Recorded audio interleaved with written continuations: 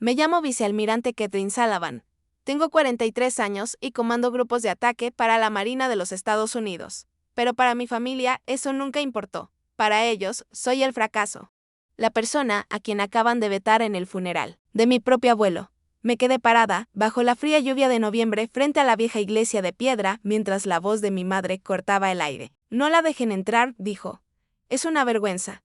Mi padre estuvo de acuerdo. Que se quede en la calle como la desgracia que es. Sus palabras estaban destinadas a quebrarme. Pero no titubeé. Me mantuve erguida porque sabía un secreto que ellos no conocían. Una verdad escondida en mi maletín que estaba a punto de destrozar su mundo. ¿Alguna vez te han subestimado, te han apartado las mismas personas que deberían ser tus mayores apoyos? Si conoces esa sensación, entonces sabes por qué hice lo que hice a continuación. Sigue escuchando porque esto no es solo una historia de venganza. Es una historia de recuperación y el comienzo de su fin empieza ahora. La fría lluvia de noviembre comenzó a filtrarse en los hombros de mi uniforme de gala. Observé cómo mi aliento se volvía niebla en el aire helado, un marcado contraste con el calor dentro de la iglesia episcopal de San Francisco en Petoa. Maryland había conducido por la autopista Claraborten, observando cómo la niebla matutina se levantaba del río Petoac, cubriendo las últimas hojas de otoño como un triste sudario. Había permitido que una esperanza tonta y frágil floreciera en mi pecho. Una esperanza de que, en el dolor compartido por la muerte de mi abuelo, en la solemnidad de este lugar, pudiéramos ser una familia, aunque solo fuera por una hora. Dije a mí misma, hoy tal vez será diferente. Era una mentira que me había repetido 1000 veces antes. Un mentre de autoengaño que recién ahora comenzaba a comprender. Mientras subía los escalones de piedra húmeda, la escena se desarrollaba, exactamente igual que siempre, solo que en un lugar nuevo y más público. Vi a mi padre, Richard Sullivan, socio principal en su firma de abogados en K Street, riendo con un senador estadounidense, en el momento en que nuestras miradas se cruzaron. La sonrisa política ensayada en su rostro se congeló y luego desapareció. No asintió. No me reconoció. Simplemente me dio la espalda, una sutil y bruta desestimación más elocuente que cualquier insulto. Luego apareció mi madre, Eleanor, saliendo por las puertas principales. Una visión de duelo a la medida, con un traje Chanel negro y un collar de perlas perfecto. Su mirada me recorrió, sus ojos se detuvieron en las 3 estrellas plateadas de mis hombros y las filas de cintos en mi pecho como si fueran una mancha. Catherine, dijo, con un tono lo suficientemente alto para que los grupos de sus amigos cercanos la oyeran. No puedes entrar vestida así. Esta es una casa de Dios, no un campo de desfile en la base naval de Norfolk. Mi hermana Amelia se deslizó al lado de mi madre. Estaba impecable con un vestido negro de Oscar de la Renta. Su cabello rubio recogido en un moño elegante y brillante. La familiar sonrisa condescendiente se dibujó en sus labios. Madre tiene razón. Susurró. Su voz era un siseo venenoso, dirigido solo a mí. Pareces que has venido a reclutar para el ejército, no a llorar, abuelo. Es una falta de respeto. ¿Qué pensará la gente de esta familia? Esa pregunta, ¿qué pensará la gente?, era el credo de la familia. Sullivan, el principio rector de toda su existencia. Aún estaba procesando el dolor cuando mi padre se volvió hacia el anciano acomodador en la puerta. Vi sus labios moverse y sus palabras, aunque suaves, me golpearon con la fuerza de un puñetazo. No la dejes entrar, ordenó al hombre. Es una vergüenza para esta familia. Que se quede afuera. La pesada puerta de roble se cerró, con un suave golpe final, como el sonido de la tapa de un ataúd sellándose. Me quedé sola en el pórtico, la lluvia fría ahora, un goteo constante y miserable, desde dentro. Podía oír cómo el órgano comenzaba a tocar las primeras notas de Amazing Grace, un himno que a mi abuelo le había encantado. Podía imaginar los bancos llenos de sus amigos, sus colegas, toda la gente cuyas opiniones les importaban más que su propia hija. Yo, una vicealmirante de la Marina de los Estados Unidos. Una mujer que había enfrentado amenazas en el estrecho de Hormuz y tomado decisiones de vida o muerte en las salas de guerra del Pentágono. Fui expulsada, tratada como una extraña. Un desecho que debía ocultarse para no arruinar la estética de su duelo. Un dolor agudo y físico se apretó en mi pecho, dificultándome respirar profundamente. No tenía ni idea de lo que había en el maletín negro de cuero que apretaba, cuyo asa estaba fría y dura contra mis nudillos. No sabían en qué me había convertido, ni de qué era capaz. Pensaban que tenían el control, pero estaban a punto de aprender, de la manera más pública y devastadora posible, que las reglas del juego acababan de cambiar. Iban a descubrir que su mayor vergüenza estaba por convertirse en su ajuste de cuentas final. El frío de la lluvia de noviembre afuera de la iglesia parecía filtrarse hasta mis huesos. disolviendo el presente y llevándome de regreso a las aguas claras y frías de la memoria.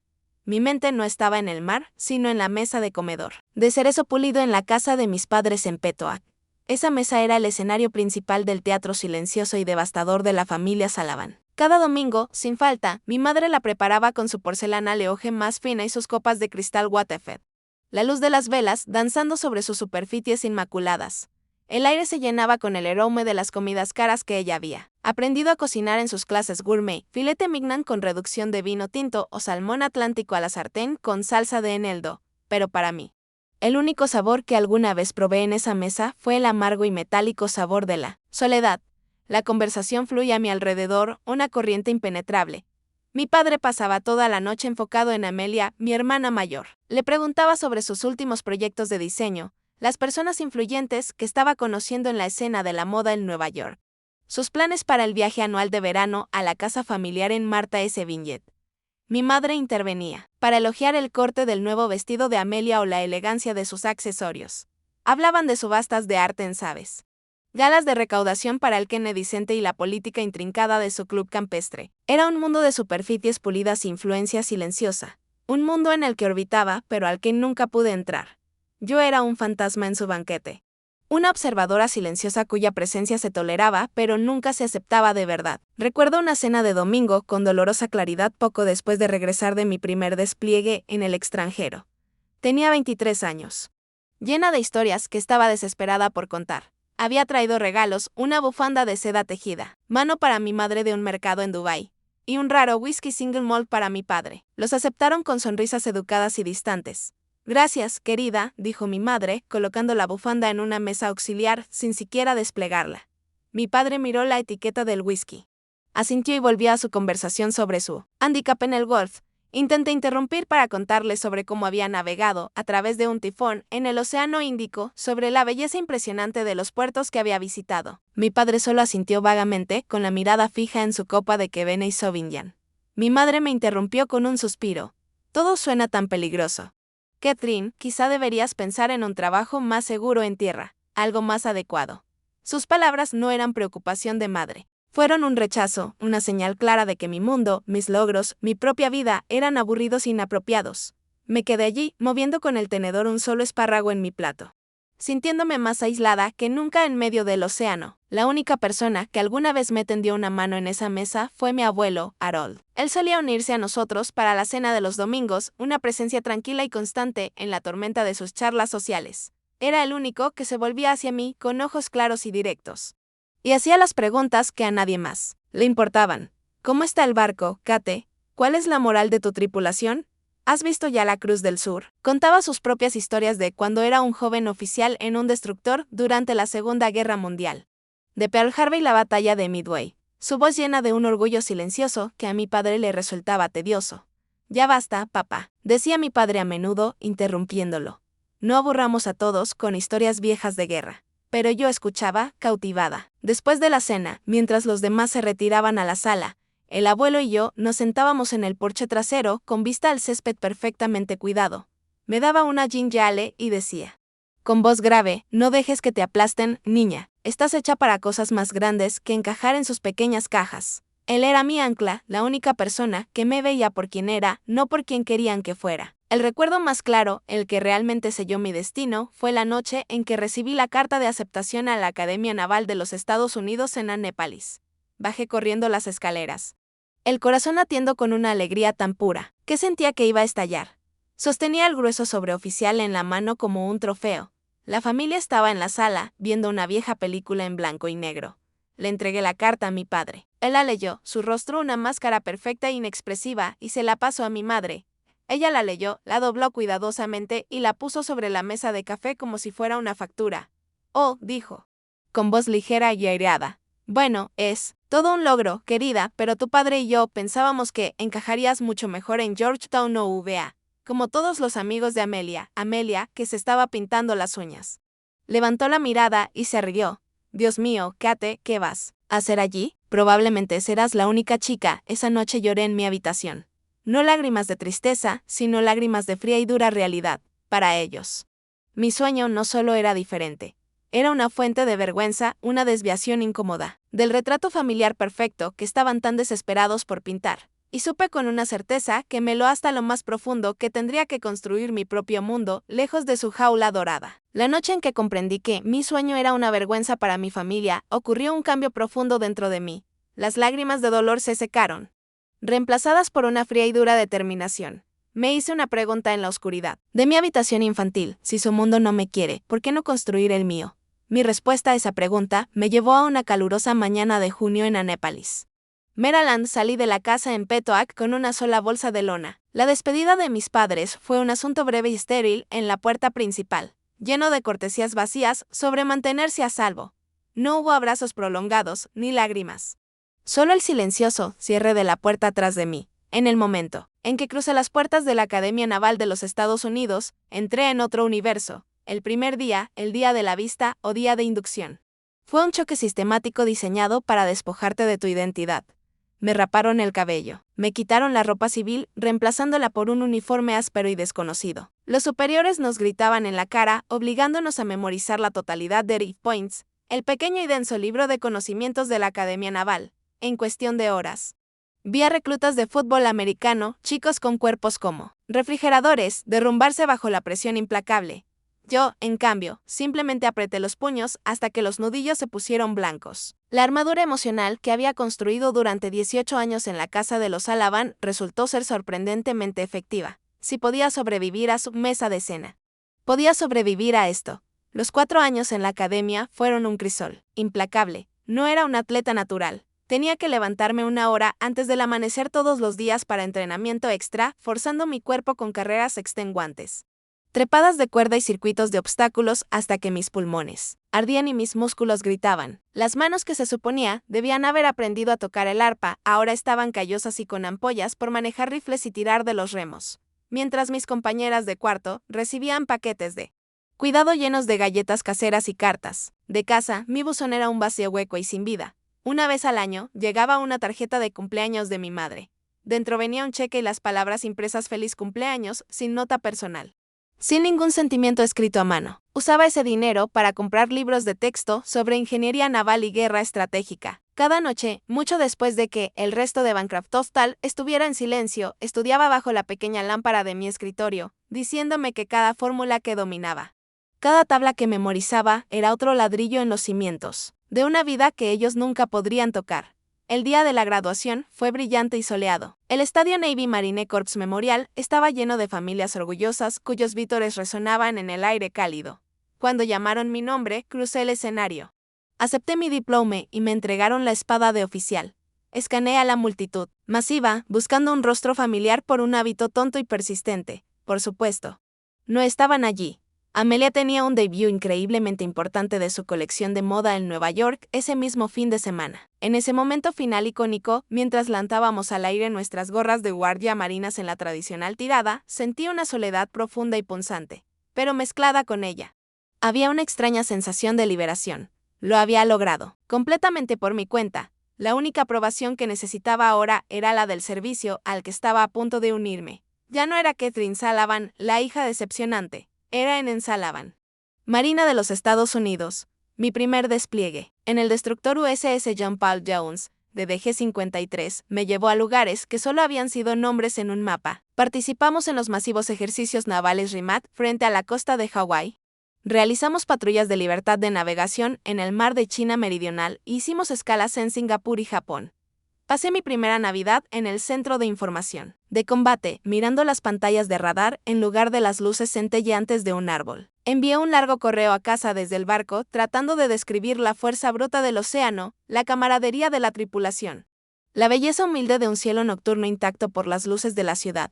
Semanas después, llegó una respuesta, de mi madre. Contenía una sola línea: parece que estás ocupada.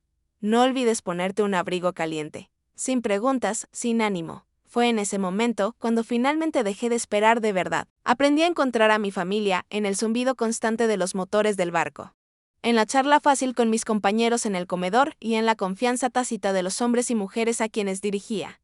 El mar se había convertido en mi hogar. Durante años, la soledad del mando fue mi única verdadera compañera. Tenía compañeros de barco, tripulaciones a quienes respetaba y que me respetaban. Pero la profunda soledad de mi vida personal era un zumbido silencioso y constante, bajo el rugido de los motores del barco. Eso comenzó a cambiar años después, cuando fui la oficial al mando del crucero USS Lake Champlain. Estábamos en despliegue en el Golfo Pérsico cuando un encuentro tenso con varias lanchas rápidas del Cuerpo de Guardianes de la Revolución Islámica iraníes escaló en un incidente internacional mayor. Fue un caso de manual siguiendo las reglas de enfrentamiento, pero en el teatro político que siguió, mi carrera de repente estuvo en juego. Se inició una investigación de alto nivel, y la persona asignada para ser mi asesora legal del cuerpo jurídico de la Marina fue una capitana, llamada Natalie Reed. Era menuda, con un rostro agudo e inteligente y unos ojos que no se perdían nada. A diferencia de los otros investigadores que solo veían el incidente a través del frío lente de informes y reglamentos, Natalie voló para reunirse conmigo en el barco. Pasó horas en mi camarote, no solo entrevistándome, sino escuchándome. Habló con mi oficial de acción táctica, mi navegante. Mi oficial de armas. Entendió la inmensa presión de tomar decisiones en fracciones de segundo en los confines estrechos del Centro de Información de Combate, con inteligencia incompleta, y la amenaza de escalada en el aire. No solo defendió mis acciones, entendió el porqué detrás de ellas. Luchó por mí no solo con la ley, sino con empatía. Después de que fui completamente exonerada, invité a Natalie a cenar para agradecerle. Fuimos a un restaurante informal, de mariscos en Little Italy, San Diego, un lugar con asientos al aire libre y una buena selección de cervezas artesanales locales. Aquella noche, entre platos de tacos de pescado a la parrilla y un par de IPAs lupuladas, algo en mí se aflojó. No sé por qué. Pero comencé a hablar de mi familia. No me quejé ni desahogué. Simplemente relaté los hechos, los puse sobre la mesa con la misma precisión desapegada que usaría en un informe de misión. La historia de mi solitaria graduación. Las cartas sin respuesta. La constante sensación agotadora de ser una outsider en mi propia casa. Natalie solo escuchó, con la mirada firme e inquebrantable. Cuando terminé, quedó un silencio pesado. Entre nosotras, esperaba las habituales frases hechas, los lugares comunes bien intencionados pero vacíos como pero siguen siendo tu familia. En cambio, ella tomó un sorbo de su cerveza. Me miró directamente a los ojos y dijo algo que cambió mi vida. Bueno, entonces, dijo simplemente, solo tenemos que construir nuestra propia familia. Kate, la Marina es una familia increíble, si dejas que lo sea. Sus palabras no fueron compasivas. Fueron una afirmación de hecho, una invitación. Ese simple acto de aceptación, de ver mi realidad sin juicio, rompió un muro de hielo alrededor de mi corazón que ni siquiera sabía que existía. Desde ese día, Natalie se convirtió en mi amiga más cercana, mi familia elegida. Manteníamos contacto constante, sin importar dónde en el mundo estuviéramos destinadas. Cuando me ascendieron a contraalmirante, un hito ignorado por mi propia familia, Natalie voló desde Washington, D.C. hasta Pearl Harbor, Hawái, para estar en la ceremonia. Estuvo en la primera fila, radiante con un orgullo tan genuino que me hizo llorar. Cuando estaba desplegada, ella era quien enviaba paquetes de cuidado llenos no de cosas genéricas, sino de cosas que sabía que realmente amaba, bolsas de café, tostado oscuro y fuerte, la última novela de mi autora favorita y un escondite de buen chocolate negro. Ella era la persona a quien llamaba a las 3 de la madrugada por un teléfono satelital con estática cuando el peso del mando se sentía aplastante y ella simplemente escuchaba. Una presencia constante al otro lado de la línea hasta que podía respirar de nuevo. Su amistad fue un faro en una niebla perpetua. Un calor simple e inquebrantable que me recordaba que no estaba completamente sola. Fue Natalie quien me enseñó que la familia no es un sustantivo definido por la sangre, sino un verbo definido por la acción. Se trata de quien se presenta, quien escucha, quien lucha a tu lado. La lección se volvió dolorosamente clara hace unos años, cuando mi padre necesitó una cirugía cardíaca de emergencia. Tomé licencia y volé a casa. Amelia se quejaba sin parar por tener que reprogramar sus reuniones. Mi madre estaba preocupada por manejar la imagen social, respondiendo llamadas de amigos del club campestre preocupados.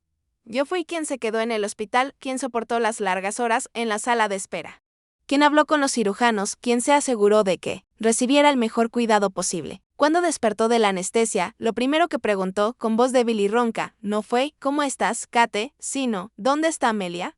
Esa noche, me senté en mi auto en el estacionamiento del hospital y llamé a Natalie. Las lágrimas que había contenido por días finalmente rompieron el cerco. Ella no intentó arreglar nada. Solo dijo, déjalo salir, y mañana nos levantamos y seguimos adelante. Eso es lo que hacemos. Tenía razón. Tenía una familia.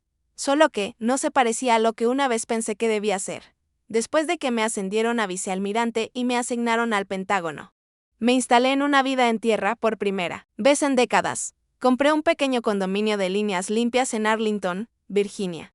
Con un balcón que daba al monumento a la Fuerza Aérea. Comenzó a formarse un ritmo tranquilo, corridas temprano por la mañana a lo largo del PTOAC. El aire fresco y nítido contra mi rostro. Una parada en una cafetería local por un americano negro. Noches pasadas con un buen libro y el murmullo tranquilo de la ciudad. Empezaba a sentir algo que hacía mucho me era ajeno. Una sensación de paz. Mi relación con mi familia había caído en un estado de negligencia benigna. Enviaba tarjetas en días festivos y cumpleaños, y ellos generalmente me dejaban en paz. La única excepción era la llamada ocasional de mi padre, que inevitablemente derivaba en una sugerencia nada sutil de que la línea de moda de Amelia podría usar una inversión familiar. Siempre declinaba educadamente. Pensaba que la distancia, ese límite cuidadosamente mantenido, era mi escudo. Pensaba que era suficiente. Esa ilusión de seguridad se rompió un martes por la tarde. Estaba revisando un documento informativo cuando apareció una notificación de correo electrónico. El asunto era del Navy Federal Credit Union. Notificación de sobregiro de cuenta. Fruncí el ceño.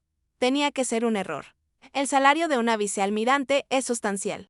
Y siempre había sido meticulosamente cuidadosa con mis finanzas. Ingresé al portal de mi banca en línea y sentí que el suelo se abría bajo mis pies.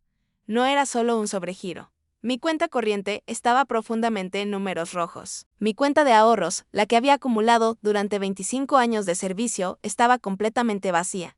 Mi TSP, mi plan de ahorro para la jubilación, había sido liquidado. Casi $500,000 desaparecido.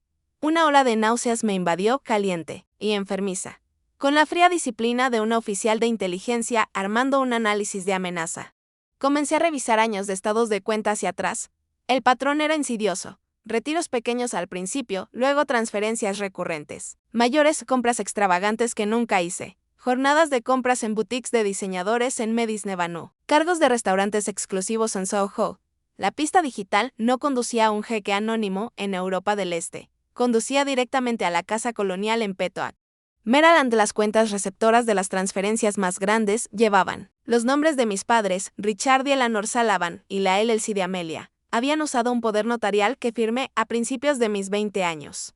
Un documento que ingenuamente les di antes de mi primer despliegue para que me ayudaran con las cuentas mientras estaba en el mar. Lo usaron como llave de toda mi vida. Sistemáticamente, durante años, lo drenaron todo. Encontré documentos donde habían falsificado mi firma para obtener préstamos contra mis bienes, préstamos que financiaron su estilo de vida lujoso. Las vacaciones en Europa. El nuevo Mercedes de Amelia, el pago inicial de su ático en Soho. Todo fue pagado por mí, por mi sudor, mi sacrificio, los años de mi vida que entregué al mar. Ellos habían estado viviendo su sueño, a costa del mío. 3 días después, conduje hasta su casa. Entré sin llamar. La escena en la sala era dolorosamente familiar. Parecía una repetición de un programa que odiaba. Mi padre leía el Wall Street Journal. Mi madre veía un programa de bienes raíces en HGTV. Amelia navegaba en su Instagram, admirando fotos del lanzamiento de su última colección. Me quedé en medio de la habitación y puse un grueso montón de estados de cuenta, impresos sobre la mesa de café de vidrio. El golpe fue el único sonido en la habitación. Quiero una explicación, dije. Mi voz era plana, sin emoción, con una calma militar. El silencio se prolongó. Entonces Amelia se rió, con una corta y despectiva carcajada. Oh, Kate, no seas tan dramática. Es solo dinero. Mi padre dobló el periódico con lentitud deliberada, su expresión era de irritación, no de culpa. Pensé que lo sabías, dijo. ¿Sabías qué?, pregunté, con la voz peligrosamente baja. Mi madre finalmente me miró. Su rostro era una máscara de paciencia condescendiente. ¿Qué te estábamos ayudando? Claro, tú siempre estás en el mar. No tienes tiempo para manejar estas cosas. Este no es tu mundo, Catherine. Sus palabras fueron el golpe final. Mi padre añadió, no estábamos robando, lo estábamos protegiendo. Invirtiendo. De todos modos, no sabrías qué hacer con ese dinero. Tú entiendes de tácticas navales, no de carteras de inversión, intervino Amelia. El giro final perfecto del cuchillo. Exacto. Y además, ese dinero es del contribuyente de todas formas. Deberías estar orgullosa de poder ayudar a tu hermana a contribuir con algo hermoso al mundo. La audacia. La convicción absoluta e inquebrantable de que estaban en lo correcto apagó la última brasa de cariño que pudiera haber sentido por ellos. Miré a los tres, esos extraños que compartían mi sangre, y no vi más que codicia y un pozo sin fondo de derecho adquirido. En ese momento, algo dentro de mí no solo se rompió, Se calcificó. Se convirtió en algo frío, duro e inquebrantable. Asentí lentamente, deliberadamente. Gracias, dije suavemente, con una voz tan firme como la brújula de un barco. Gracias por dejar todo tan claro, sonrieron. Con esas sonrisas arrogantes y satisfechas de vencedores que creen haber ganado otra vez. No tenían idea de que acababan de perder la única guerra que realmente importaría. Las palabras de mi madre. La familia lo necesitaba más, resonaron en el silencio impecable de su sala. No solo me robaron. Creían que era su derecho. Habían racionalizado su robo como un acto de deber familiar. La respuesta de mi padre, con voz goteando con condescendencia, fue aún peor. Catherine, tú entiendes tácticas navales, pero no entiendes el mundo real, el mundo del dinero. Te estábamos protegiendo de tu propia ingenuidad. Amelia dio el golpe final más insultante. Exacto, dijo con un gesto despectivo de la mano. Además, es todo dinero del contribuyente de todas formas. Considéralo tu manera de contribuir a la sociedad a través de mi arte. La arrogancia pura y sin adulterar de eso, el torcer mi servicio para justificar su codicia, extinguió la última brasa moribunda de sentimiento familiar dentro de mí. Miré a los tres. Esas personas bien vestidas, educadas y absolutamente vacías que me criaron, y no vi más que extraños. En ese momento, algo dentro de mí que había estado muriendo lentamente durante años finalmente dio su último aliento. Pero de sus cenizas nació otra cosa, algo más duro, más frío y mucho más poderoso. No discutí, no levanté la voz. Simplemente sostuve sus miradas una por una. Miré a los ojos de mi padre. Los ojos de un hombre que una vez me dio una lección sobre la importancia de la integridad. Miré a los ojos de mi madre, los ojos de una mujer que compartía en organizaciones benéficas para los menos afortunados. No vi nada ahí. Ni remordimiento, ni conflicto, solo un abismo de interés propio. Asentí lentamente, deliberadamente, no en señal de acuerdo, sino como reconocimiento de una verdad terrible e innegable. Gracias, dije, con voz baja y firme. Casi inquietantemente así. Gracias por dejar todo tan perfectamente claro. Un destello de sonrisa triunfante cruzó sus rostros. Pensaron que habían ganado. Pensaron que me retiraría y tragaría esta humillación tal como había tragado todas las demás. No tenían idea de que acababan de cometer el último y mayor error de sus vidas. Me di la vuelta, con la espalda recta, los movimientos precisos. Y salí de esa casa sin mirar atrás. El sonido de la puerta, cerrándose tras de mí, fue el de una ruptura final. Conduje de regreso a mi condominio en Arlington, en un estado de calma hiperconsciente. La rabia caliente y caótica se había enfriado y cristalizado en un bloque sólido de hielo en mi pecho, afilado, claro e inflexible. Esa noche no dormí. Me senté en la oscuridad, en el sillón de cuero, junto a mi ventana, y observé las luces distantes y centelleantes de los monumentos de Washington, D.C. Vi mi reflejo en el cristal. Una mujer con el uniforme de vicealmirante, líder de hombres y mujeres, pero por dentro aún sentía el fantasma de aquella niña pequeña y silenciada. Había dedicado toda mi vida adulta a servir a una nación fundada sobre ideales, honor, coraje y compromiso. Mi juramento era apoyar y defender la Constitución contra todos los enemigos, externos y internos, y las personas que debían ser mis aliados más firmes, mi puerto seguro en cualquier tormenta, se habían convertido en el enemigo interno. No ganarían. No me definirían por su codicia. Ni usarían la obra de mi vida como su cuenta personal de gastos. Esa noche reconocí a mi verdadero enemigo y lo enfrentaría. A las 12 m tomé mi teléfono, el momento decisivo. Marqué a Natalie Reed, contestó en el segundo timbrazo con la voz cargada de sueño. Pero al instante alerta. Kate, ¿qué pasa? Respiré hondo, el aire fresco de la noche, llenando mis pulmones, dándome estabilidad. Necesito tu ayuda, dije, con voz firme, sin duda alguna. No como amiga. Necesito a la capitana Ruth, la abogada. Hubo una breve pausa al otro lado. El sonido de su mente pasando instantáneamente del sueño a la estrategia. Luego, su voz regresó, clara y totalmente profesional. Entiendo. Mi oficina está en camino. Trae todo, corté la llamada. La batalla había sido declarada, y esta vez no la lucharía sola. La lucharía con la ley, con la verdad y con todo el peso inquebrantable de una carrera de 25 años basada en el honor. Antes de seguir con el plan que forjamos en esa oficina, necesito detenerme y preguntarte algo. ¿Alguna vez has llegado a un punto en que supiste con absoluta certeza que, si no te defendías a ti mismo, nadie más lo haría? Ese momento en que el silencio ya no es una opción y luchar se convierte en la única manera de reclamar tu propia alma. Si conoces esa sensación. Quiero que dejes un comentario abajo y simplemente digas, lo sé. porque no estás solo. Y asegúrate de seguir porque la sala de guerra ya está abierta y la estrategia que estamos a punto de desatar es algo que ellos nunca jamás vieron venir. La reunión en Sorido 700 no fue un encuentro de duelo y consuelo, fue un consejo de guerra. La sala de conferencias de Natalie Ruitt en el centro de Washington, D.C., un espacio elegante de vidrio y acero con una vista panorámica de la ciudad, se convirtió en nuestro centro de mando.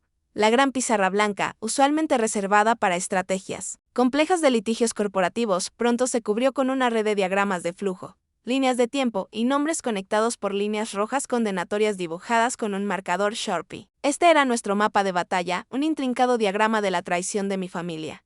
No estábamos solos. Natalie, siempre la estratega, había traído a Charles Yates, un contador forense y oficial retirado de inteligencia naval. Era un hombre, tranquilo y meticuloso de unos 50 y tantos años, con ojos que parecían ver patrones en el caos. Igual que cuando descifraba comunicaciones enemigas. Mientras yo desplegaba los gruesos montones de estados de cuenta bancarios, los antiguos poderes notariales que ingenuamente firmé y años de registros fiscales, él no mostró ni un atisbo de sorpresa o lástima. Simplemente se puso sus gafas de lectura, tomó un sorbo de café negro y comenzó a trabajar. Durante horas, los únicos sonidos en la habitación fueron el roce del papel, el clic silencioso de su calculadora y el zumbido bajo de la ciudad. Abajo era una intensidad familiar que recordaba a las largas noches en el centro de información de combate, esperando que surgiera una amenaza. Finalmente, Charles se recostó, quitándose las gafas y frotándose el puente de la nariz. Fueron descuidados, almirante, dijo, con una voz calma y firme que cortaba la tensión. Increíblemente descuidados. Operaron bajo la suposición de impunidad absoluta, creyendo que nunca revisarías. Pensaron que estabas demasiado ocupada protegiendo el mundo para tener tiempo o energía para protegerte a ti misma. Ese fue su error táctico crítico. Sus palabras fueron una confirmación fría y profesional de la traición, pero también una bomba para una parte de mí que había empezado a cuestionar mi propia cordura. No estaba loca. Esto era real, meticulosamente documentado y comprobablemente criminal. Las semanas que siguieron fueron una inmersión profunda y metódica en la anatomía de su engaño. Trabajamos hasta tarde en la noche, alimentados por café rancio y un sentido silencioso y compartido de propósito. Charles, con su experiencia en inteligencia, desenterró capas de fraude aún más perversas de lo que había imaginado.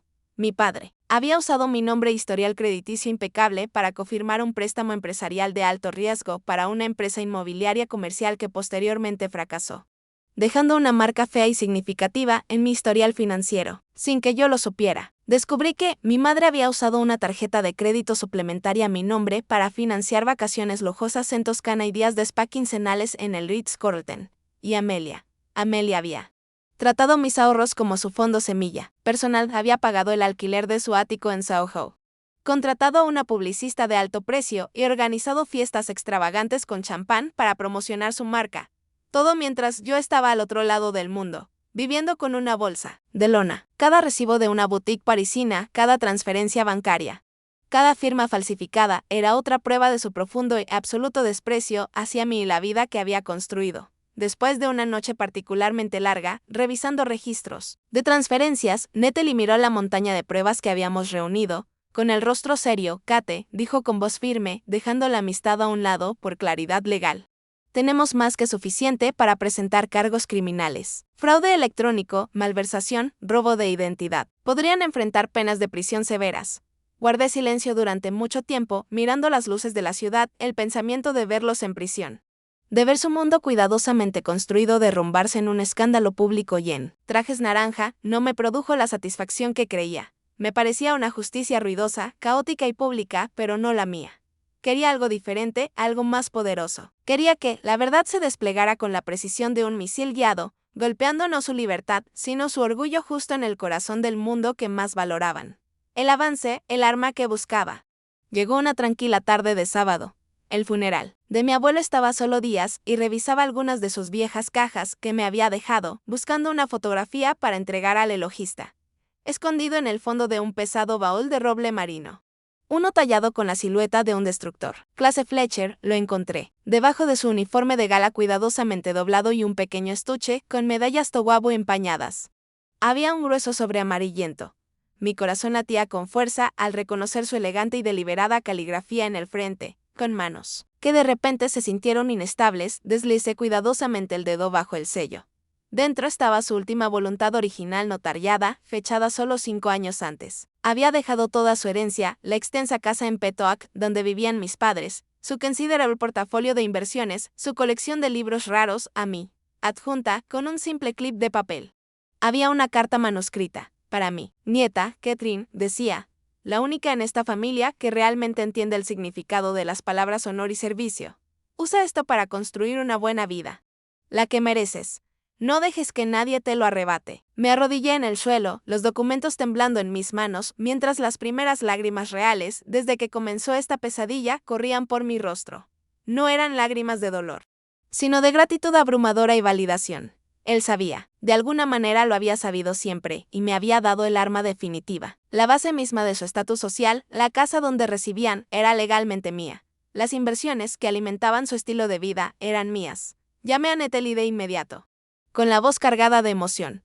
Le leí el contenido del testamento. Hubo un silencio atónito al otro lado de la línea.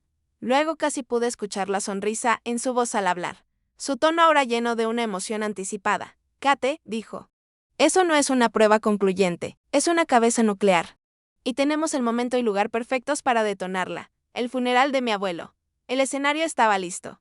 Así que regresamos al frío y húmedo pórtico de la iglesia episcopal de San Francisco, donde yo me había quedado sola bajo la lluvia. Mi familia estaba adentro, envuelta en su actuación de duelo. Creían que habían ganado, que habían exiliado con éxito su incómodo problema. Pero la obertura apenas comenzaba. Justo cuando el órgano dentro se intensificaba, un nuevo sonido cortó la llovizna silenciosa, un sonido que conocía mejor que mi propio latido. Era el sonido de pasos sincronizados y precisos. El marcado ritmo de botas militares golpeando el pavimento al unísono perfecto. Desde la calle, una formación de marineros de la Marina de los Estados Unidos, la Guardia Ceremonial, emergió de la niebla. Sus guantes blancos, contrastando con el oscuro madera de sus rifles M1 Garand, sostenidos, con disciplina impecable. No marcharon hacia la entrada de la iglesia. Marcharon hacia mí. Formaron 2 filas perfectas a cada lado del camino, creando un corredor de honor que conducía directamente hasta donde estaba. Las conversaciones susurradas entre los dolientes afuera cesaron. Las cabezas se volvieron, una ola de confusión y asombro se extendió entre la élite de Washington. Los senadores, los cabilderos, los socios del bufete de abogados de mi padre. Sabían que esto no formaba parte del programa civil. En los escalones de la iglesia vi el rostro de mi padre tensarse, la mano de mi madre volar hacia su collar de perlas en un gesto de nerviosa conmoción. La sonrisa de Amelia finalmente vaciló, reemplazada por una expresión de desconcierto absoluto y sin disimulo. Sabían que aquello era una muestra de poder, pero no podían comprender su origen ni su objetivo. Solo sabían que su evento cuidadosamente orquestado había sido tomado por una fuerza que no podían controlar. Entonces, un sedán negro con una pequeña bandera de 4 estrellas en el guardabarros se detuvo silenciosamente junto a la guardia de honor. La puerta fue abierta por un conductor y un hombre con el uniforme azul impecable de un almirante completo descendió. Era el jefe de operaciones navales, el CNO en persona, el oficial de más alto rango de toda la Marina de los Estados Unidos. Era una leyenda viviente, un hombre cuyas decisiones al mando habían moldeado eventos globales. Un hombre por quien mi padre habría dado una fortuna para tenerlo en su mesa de cena. Ignoró a la multitud atónita con la mirada fija y caminó, con autoridad silenciosa, a través del corredor de marineros directamente hacia mí. El mundo pareció contener la respiración. El único sonido era el suave golpeteo de la lluvia sobre la piedra. Mi familia en los escalones parecía estatuas, talladas en hielo, sus rostros una máscara de horror creciente. Comenzaban a entender que esto no era una coincidencia. Esto era un mensaje. El CNO se detuvo exactamente a 3 pasos de mí. Quitó su gorra de oficial, sosteniéndola con firmeza contra el pecho. Luego, con el más profundo respeto, ejecutó un saludo formal perfecto. Vicealmirante Sullivan, señora, dijo, su voz calma, pero con una autoridad que resonó en todo el cementerio de la iglesia. Yo y la Marina de los Estados Unidos estamos hoy aquí para honrar la vida de un gran marinero, el suboficial Harold Sullivan. Y para reconocer el distinguido servicio y valor con los que usted continúa sirviendo a esta nación, respondí. Al saludo, con movimientos firmes y estables, mis ojos fijados en los suyos. En ese único gesto silencioso, el mundo que mi familia había construido alrededor de su propia importancia se hizo añicos en 1.000.000 de pedazos. El reconocimiento público. La validación máxima desde el escalón más alto de la institución, a la que había dedicado mi vida, vaporizó cada palabra despectiva que alguna vez habían pronunciado. Querían que yo fuera su vergüenza. Pero en ese momento, frente a todo su mundo, yo era la encarnación del honor, pero la función no había terminado. Mientras el CNO retrocedía, mi abogada, Natalie Reed, emergió de la multitud. Vestía un traje negro profesional, impecablemente confeccionado, y llevaba una carpeta de cuero. Caminó al centro de los escalones, posicionándose frente a mi atónita familia y dirigiéndose a la multitud silenciosa que observaba. Por petición final del fallecido, el señor Harold Sullivan anunció con voz clara e inquebrantable: se me ha pedido leer un cautel, legalmente vinculante de su última voluntad y testamento. Abrió la carpeta. El silencio era ahora absoluto. Y entonces leyó, cada palabra detonando en el aire silencioso como una carga de profundidad. La casa en Petoac, las acciones y bonos. Las propiedades de inversión, todo legado no a su hijo, sino a mi querida nieta, la vicealmirante Catherine Sullivan. La única heredera que ha continuado con el legado familiar de servicio y honor. Un suspiro audible colectivo recorrió la multitud. Giré ligeramente la cabeza, lo justo para verlos. Mi madre se tambaleaba, agarrándose del brazo de mi padre para no caer. El rostro de mi padre estaba pálido, del color del cemento húmedo. Y Amelia, mi perfecta hermana dorada, tenía su hermoso rostro torcido en una fea máscara de incredulidad pura y sin adulterar todo lo que tenían, todo lo que eran.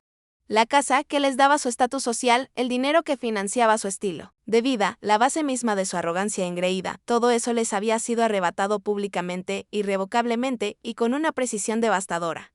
No podían hacer nada. No podían decir nada. Su mundo había terminado, no con una explosión, sino con la lectura calmada y clara de las últimas palabras honestas de un hombre muerto, después de que la voz de Natalie rompió el silencio atónito del cementerio.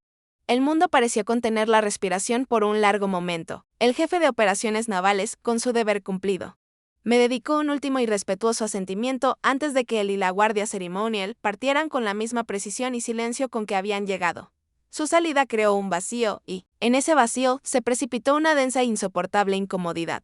El teatro social cuidadosamente construido por mi familia había sido desmantelado públicamente. Observé cómo su mundo, su audiencia, comenzaba a evaporarse. Sus amigos, los senadores, los abogados, las figuras influyentes del circuito de DC empezaron a dispersarse con una urgencia repentina. Ofrecían condolencias cortantes y murmuradas, dirigidas a nadie en particular.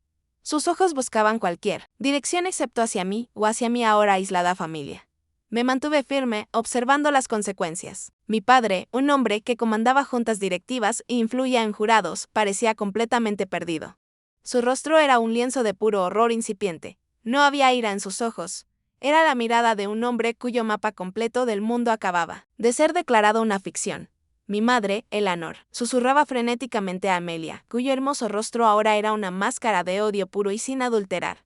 Sus ojos azules fijos en mí como puñales. Parecía una reina cuyo castillo acababa de desmoronarse en polvo a su alrededor. Los dejé ahí un momento, sumergidos en la humillación pública que tanto temían. Luego, sin una palabra más, me di la vuelta, bajé con calma los escalones de piedra y me dirigí a mi auto, dejándolos solos con los escombros de su propia creación. Los días que siguieron fueron una tormenta cuidadosamente orquestada de comunicaciones. Un último esfuerzo por recuperar el control. Mi teléfono no paraba de vibrar. Primero llegaron las llamadas preocupadas de tías y tíos lejanos, sus voces, cargadas de una falsa y empalagosa simpatía, mientras indagaban por el chisme. Kate, querida, escuché que hubo algún malentendido en el funeral. ¿Está todo bien? Las dejé todas ir al buzón de voz. Luego llegó el veneno de Amelia. Una avalancha de mensajes de texto que vibraban con su rabia. Has destruido esta familia. Eres un monstruo egoísta y antinatural. Solo te ha importado a ti misma y tu estúpida carrera. Los leí con una extraña sensación de desapego y luego borré todo el hilo. Finalmente comenzó el asalto más formal, correos electrónicos del abogado de mi padre, un hombre que conocía desde niña, solicitando formalmente una discusión constructiva para resolver este asunto sensible como familia. La ironía era abrumadora. Reenvié cada mensaje, cada correo, cada buzón de voz guardado a Natalie. Ella se convirtió en mi muro de contención, mi defensa impenetrable. En respuesta, envió una única y concisa carta legal a su abogado. Fue una obra maestra de fría y profesional eficiencia, declarando que toda comunicación futura debía dirigirse a través de su oficina. También les informó oficialmente de nuestra intención de iniciar el proceso legal para ejecutar el testamento de Harold Sullivan de manera puntual, de iniciar una auditoría forense completa de mis finanzas durante los años en que el poder notarial estuvo activo, La línea divisoria no se trazó en la arena, sino en concreto y acero. Solo hubo una llamada que logró atravesar la barricada. La llamada llegó unos días después desde un número desconocido. Era mi madre. Su voz, normalmente tan cortante y llena de superioridad social, sonaba débil y teñida de un pánico mal disimulado. Catherine, comenzó, ¿qué crees? ¿Qué estás haciendo? Estás destruyendo la reputación de tu padre. Estás destruyendo esta familia. Todos en el Chevy Chase Club están hablando. Escuché en silencio. Reconociendo el estribillo familiar, ¿qué pensará la gente?